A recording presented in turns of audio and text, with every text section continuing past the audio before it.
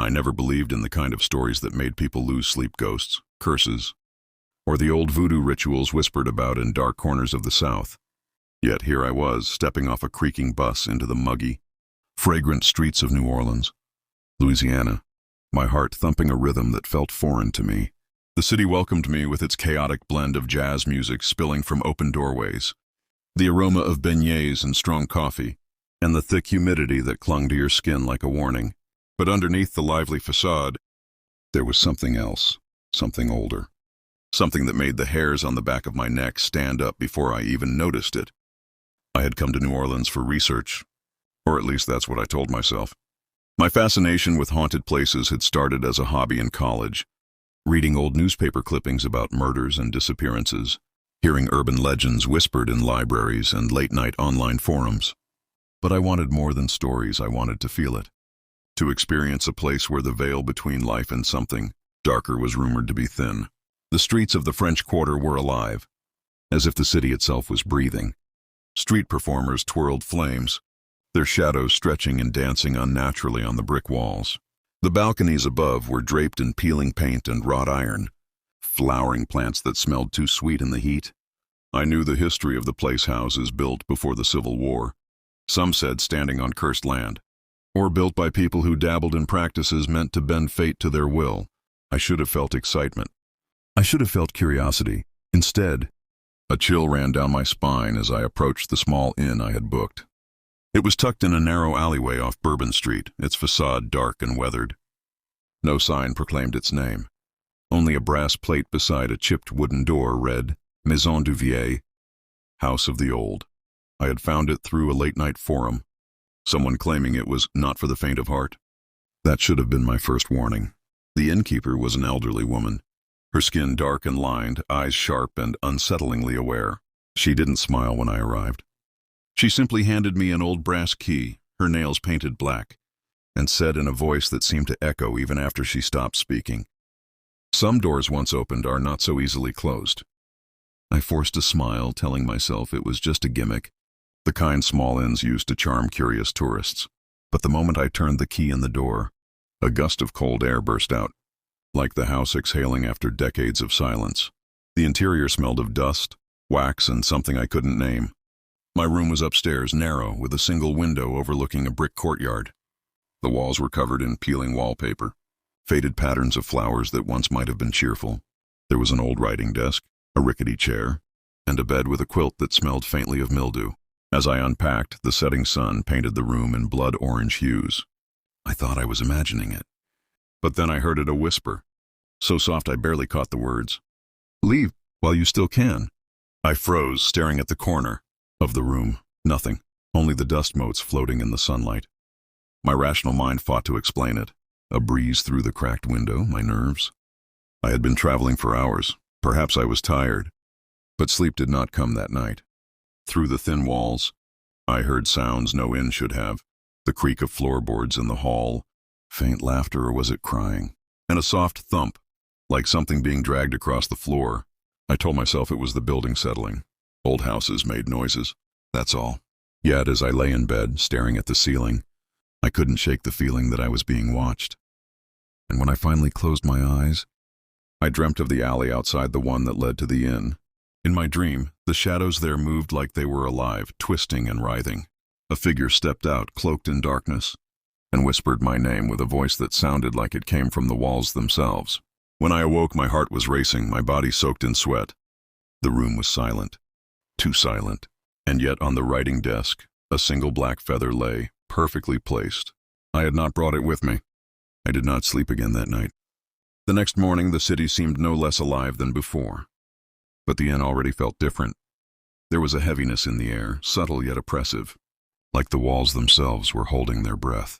I tried to convince myself it was just nerves. It's a new city. You're here to explore. It's nothing. But deep down, I knew that whatever was in that house did not like being ignored. I stepped outside, hoping that fresh air and sunlight might shake the uneasy feeling clinging to me. The streets of New Orleans were humming with life vendors calling out their wares, the faint strumming of a banjo, tourists snapping pictures. Yet even in the crowd, I felt a prickle at the back of my neck, a sensation that someone or something was watching me.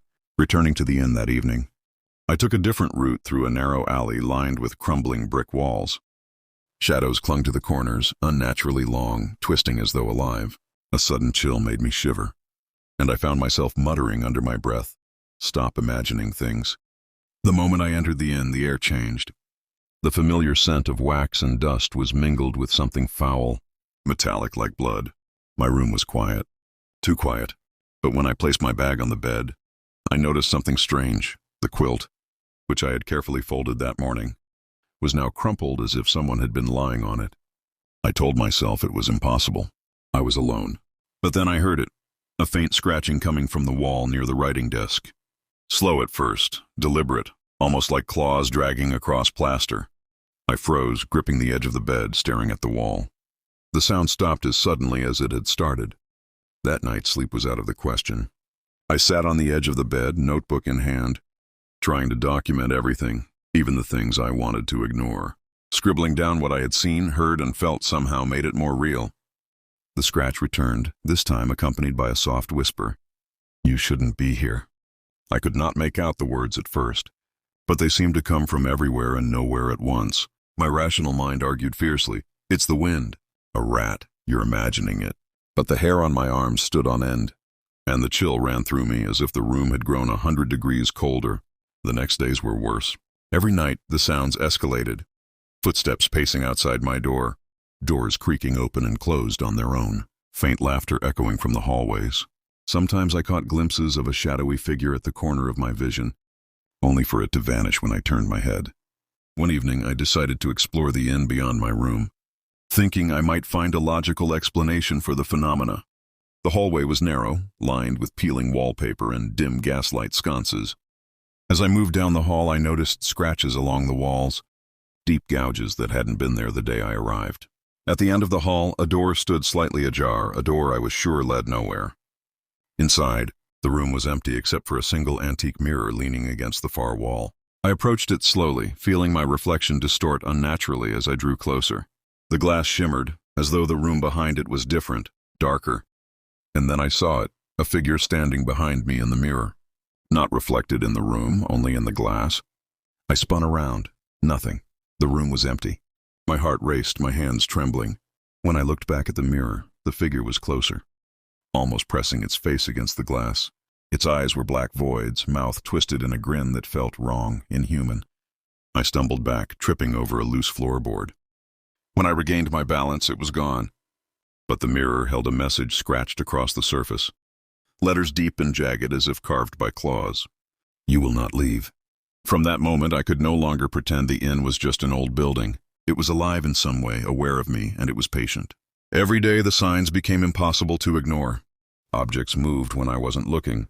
Whispers followed me down the hall, and shadows lingered long after the light had gone out. By the fifth night, the whispers had changed. They were no longer just warnings, they began to call my name. Sometimes they would chant it slowly, deliberately, a voice that seemed to come from beneath the floorboards, behind the walls, and from the very air around me. Sleep became impossible. Eating became a chore. I felt myself unraveling, my mind clinging desperately to logic, while my senses screamed that something evil was here. And yet I could not leave. Every time I packed my bags, a weight pressed on my chest, a suffocating heaviness that kept me from moving. The inn was no longer a place to stay, it was a trap. By the sixth night, I had stopped trying to rationalize what was happening. The whispers had grown louder, more insistent, echoing through the walls and hallways like a chorus of unseen voices. Sometimes they called my name. Sometimes they murmured incomprehensible phrases that twisted my stomach with dread. Sleep was a distant memory. That night, I awoke to the sound of scratching, frenzied, desperate, coming from the corner of my room. My eyes snapped open, heart hammering. The room was dark, lit only by the faint glow of streetlights filtering through the cracked window. The scratching continued, growing louder, closer. I could feel it, a presence moving just beyond the edge of my vision. I swung my legs off the bed, intending to run, but my body refused.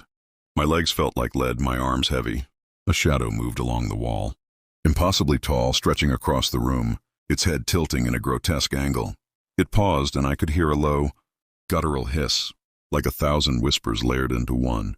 Then something cold brushed against my ankle. I screamed, flailing, and the shadow vanished, melting into the darkness. But on the floor there was a new object, a small, carved voodoo doll, its pins strategically placed. My name was etched into its tiny chest. Panic consumed me. I ran to the hallway, but the inn seemed to have changed. The narrow corridor was now endless, stretching far beyond what I remembered, walls closing in and expanding in impossible ways. Doors appeared where there had been none, some open, some sealed tight. From one of the open doors came soft laughter, childlike yet horrifyingly distorted. I tried to call for the innkeeper, but my voice sounded foreign, thin, swallowed by the oppressive air. Footsteps echoed behind me, though I saw nothing. I turned corners, ran down halls that had no end, each room a nightmare of peeling wallpaper, broken mirrors, and shadows that writhed unnaturally. That night I found myself in a room I had never seen before. The walls were black, slick, as if coated in tar. In the center stood a figure robed in black, face hidden beneath a hood. In its hand it held a book old, bound in leather, smelling of decay. The figure looked at me, and I could feel its gaze burrowing into my skull. "You shouldn't have come here," it whispered, voice like gravel scraping metal. "The city does not forgive trespassers." I tried to back away, but the floor beneath me felt sticky, refusing to let me move. The shadows from the corners crept toward me, whispering threats and promises of pain. The figure raised the book, chanting in a language I did not understand, yet I felt every word pierce my mind like shards of ice. My vision blurred, my body trembling uncontrollably. I tried to scream, but no sound came out. Then, as suddenly as it had begun, the figure vanished, leaving me alone in the black room. The whispers continued, circling me, suffocating me. I collapsed to the floor, gasping for breath, praying this was a dream I could wake from. Sleep finally overtook me, but the dreams were worse than reality. I saw myself trapped in the inn, hallways twisting into labyrinths of despair, faces pressed against walls, hands reaching from ceilings, eyes following me wherever I went. One dream was particularly vivid. I was buried alive in the courtyard, the earth heavy on my chest, hands clawing at the dirt, while whispers laughed above me. I awoke to find my bed soaked with sweat, the voodoo doll gone, replaced by black feathers scattered across the floor. On the writing desk, a message was carved into the wood. "You belong to us now." By the seventh night, the escalation was undeniable. I was no longer a visitor. I was prey. Every shadow, every sound, every whisper reminded me that the inn had claimed me. My reflection in the mirror no longer resembled myself. My eyes were hollow, my skin pale, and behind me, just out of focus, I could see the silhouette of the hooded figure, closer than before. It had begun to follow me even outside my room. Hallways, staircases, courtyards, the inn had become a cage, each step drawing me deeper into a nightmare I could not escape. And yet the city beyond the inn still thrummed with life, oblivious to the horrors trapped within its walls. I had to leave. I had no choice. But when I tried the front door, it was gone, replaced by a brick wall, impossibly solid, as if the building itself had swallowed the exit. I pounded and screamed, but the brick mocked me.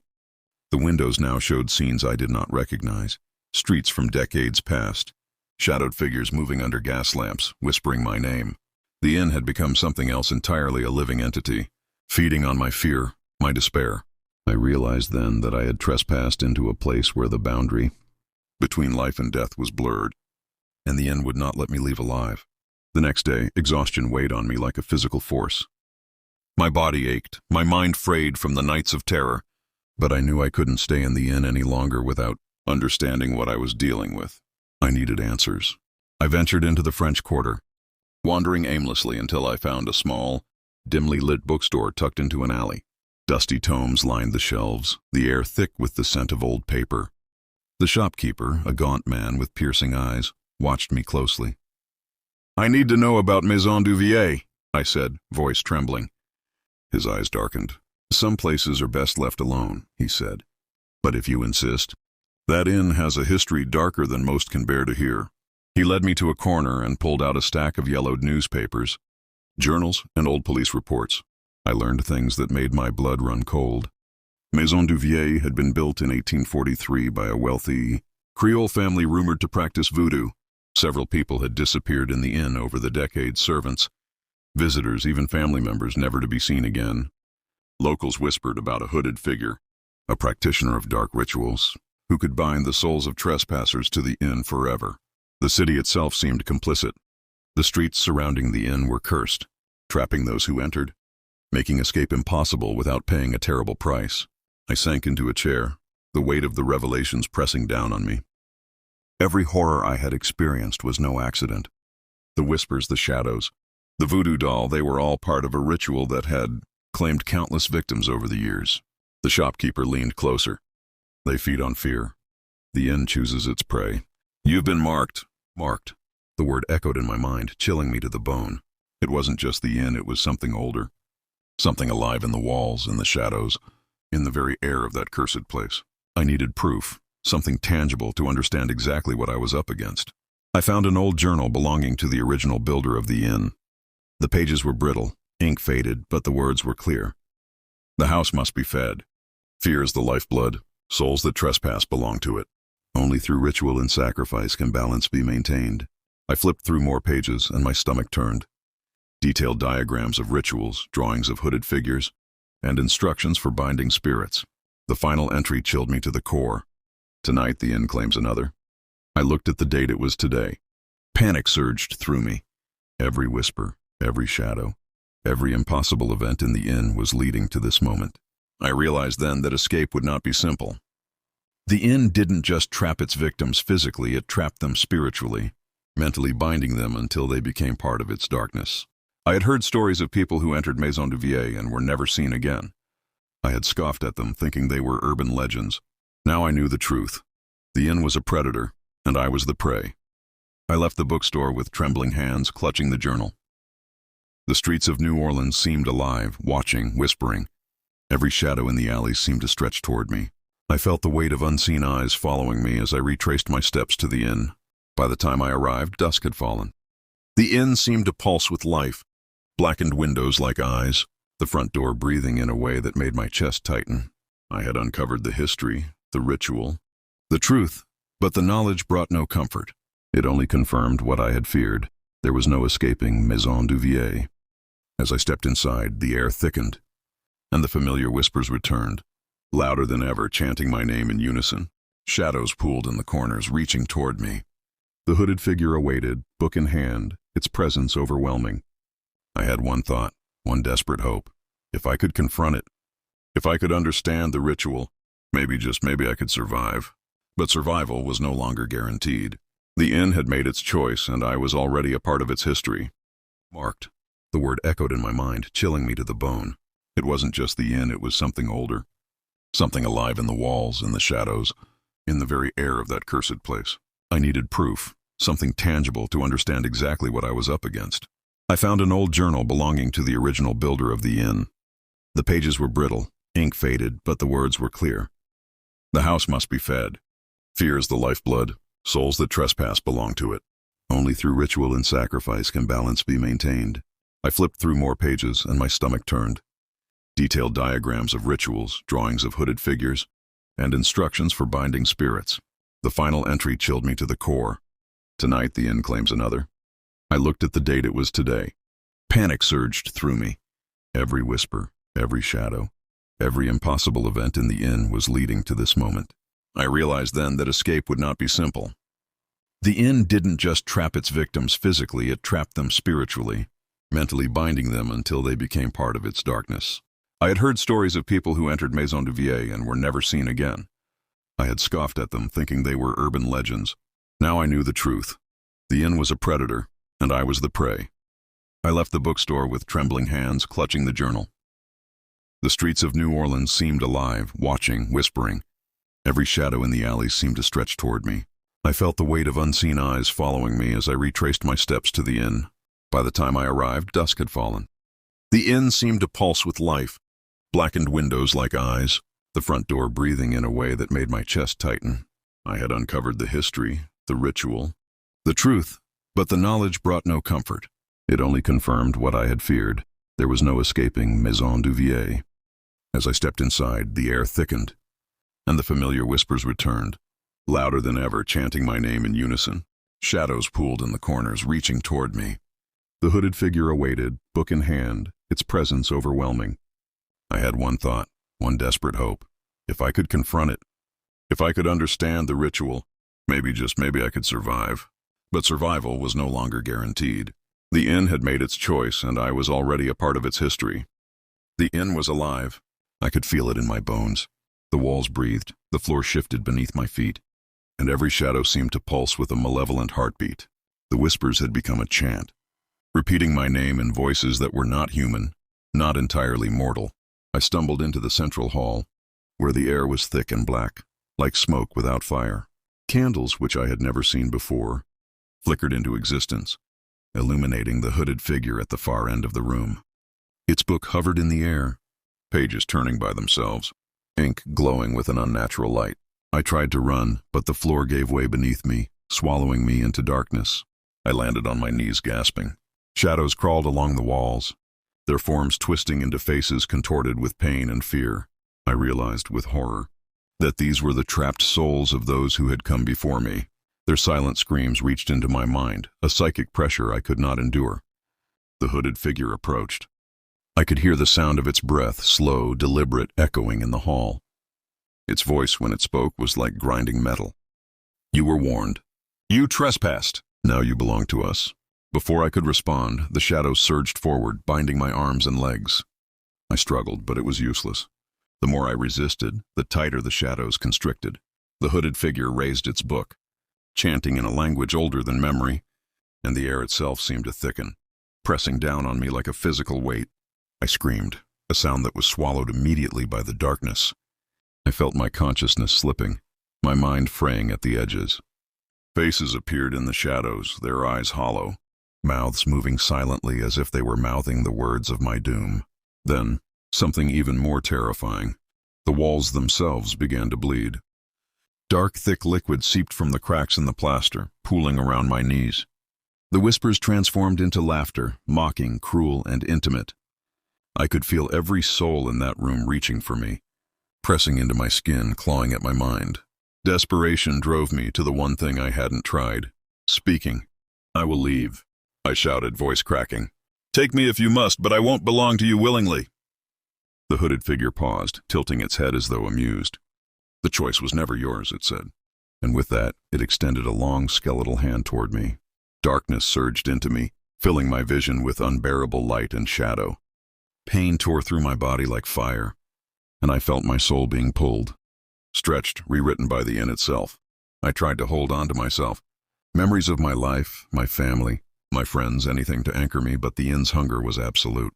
I screamed until my voice was gone, until tears ran freely down my face, until my body convulsed with the effort of resisting, and then silence.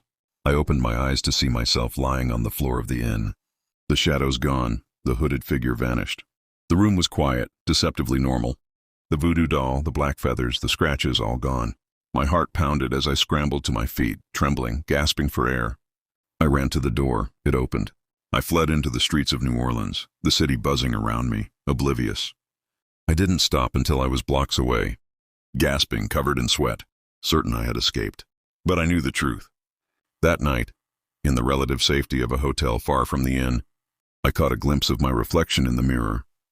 My eyes, they were not quite right, darker than they should have been, hollow, and when I blinked, a shadow moved behind me, a fleeting silhouette in the corner of my vision.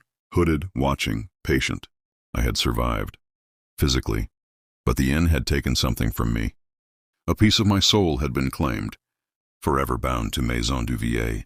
I would carry it always, the whispers, the shadows, the hunger, and I knew with a cold certainty that one day it would call me back. Some doors once opened can never truly be closed.